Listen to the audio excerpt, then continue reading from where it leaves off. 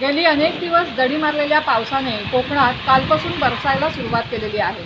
दरम्यान हवामान खात्याने देखील कोकणात चांगल्या प्रकारचा पाऊस होण्याची शक्यता वर्तवलेली आहे। अतिवृष्टीचा इशारा दिलेला आहे।